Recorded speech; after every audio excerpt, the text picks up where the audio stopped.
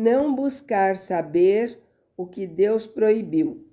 Cadernos 43, em 11 de setembro de 1943. Diz Jesus: muitas almas se perdem por querer buscar o que está acima delas e o que está acima de suas forças de investigação, como diz o Eclesiástico, no capítulo 3, versículo 22. É o antigo veneno. Sempre o homem teve e tem curiosidades doentias e profanações sacrílegas. Quer conduzir sua indagação em áreas que a sabedoria divina tem envoltas no mistério, e não por zeloso poder, mas por amor providente.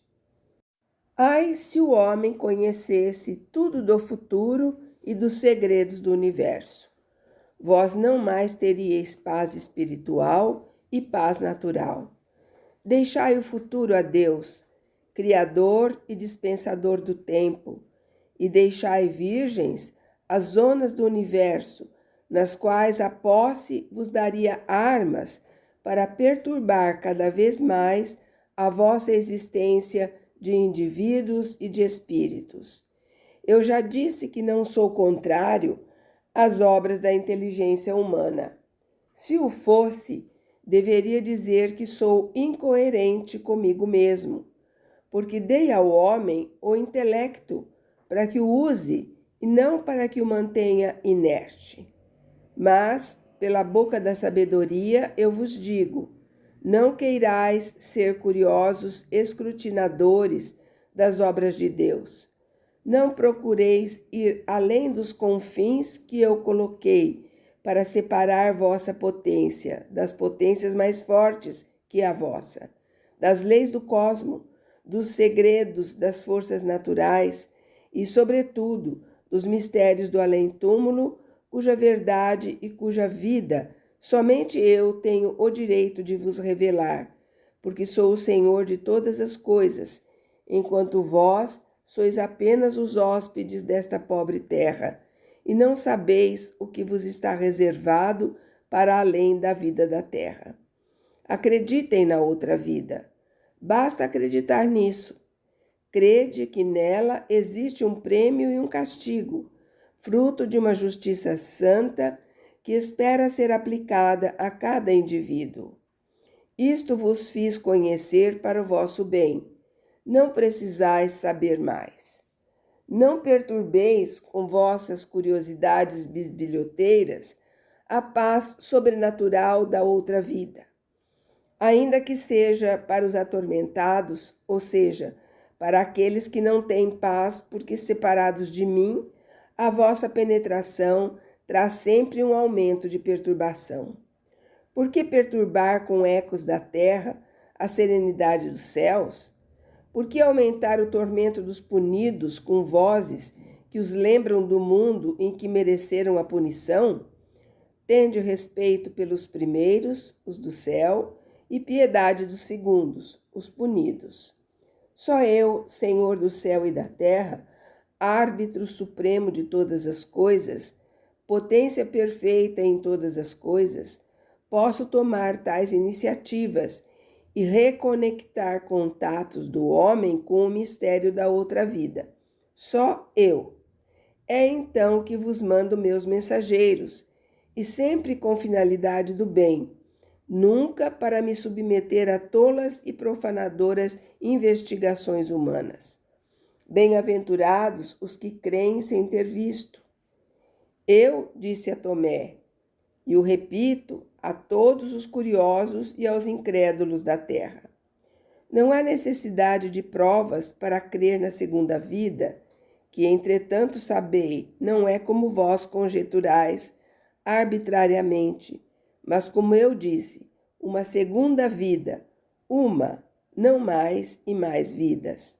Sois homens e não grãos de trigo, que ressemeados germinais 1, 2, 10, 100 vezes quando sois semeados. Não há necessidade de provas, basta a minha palavra. Porque se vós dizeis que acreditais nela e depois buscais provas sobrenaturais para crer, Vós mentis e me colocais como mentiroso.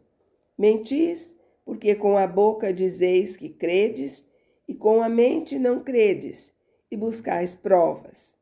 Colocais-me como mentiroso, porque o vosso buscar provas leva em si a ideia, silenciada mas vivíssima, de que eu possa ter dito uma coisa não verdadeira. Como castigo de tão inúteis, perigosas, tolas curiosidades e de tão irreverentes e sacrílegos pensamentos, eu permito que nos desgraçados indagadores do que não é necessário ao homem indagar, se crie, nos melhores deles, confusão mental, perturbação dos espíritos e grave ferida para a fé, e nos piores deles, morte da fé e do espírito. Quem são os melhores desses desvendadores de mistérios? São aqueles que se aproximam dele não para me fazer um processo, porque sou improcessável, mas para me buscar, porque não sabem encontrar por outras vias mais seguras, humildes e altas como aquele que as assinalou. Cristo, que veio à Terra precisamente para trazer a doutrina segura que vos guiasse à segunda vida e para fundar a Igreja, depositária e mestra da minha doutrina. Estes não sabem, com a simplicidade das crianças e a humildade dos santos, abraçar os pés da Igreja e dizer-lhe: eu te amo, te obedeço, guia-me tu. Mas eles me procuram com reto pensamento. Por isso, ainda uso para com eles de muita misericórdia. Quem são os piores desses desvendadores de mistérios? São aqueles que se aproximam deles por pura curiosidade científica, por utilidade humana de qualquer tipo que seja, desde a moeda vil, que se dá como preço às suas ciências de magia, à utilidade direta que lhes pode servir, ao menos acreditam que lhes possam vir, por orientações de outro mundo. Mas não é assim que tem as orientações. Elas vêm espontaneamente por ordem minha e não por chamada humana. Com estes homens serei um juiz de severidade inexorável e os punirei por terem faltado para com a fé e para com respeito ao dono desta e da verdadeira vida, e por terem faltado ao respeito aos defuntos, para os quais só eu tenho o direito de fazer-me emanador de ordens capazes de afastá-los de suas moradas de outro mundo. Bem-aventurados, bem-aventurados 3 vezes bem-aventurados, aqueles que creem sem precisar de provas.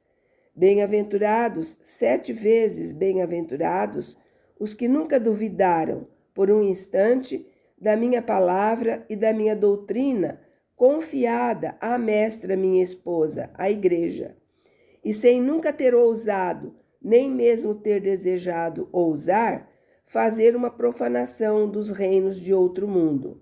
Estão convencidos de que a vida não morre sobre esta terra, mas muda de natureza e se torna eterna, beatífica para os que souberam viver de mim e em mim, horrível para os que, repudiando a Deus, fornicaram com Satanás.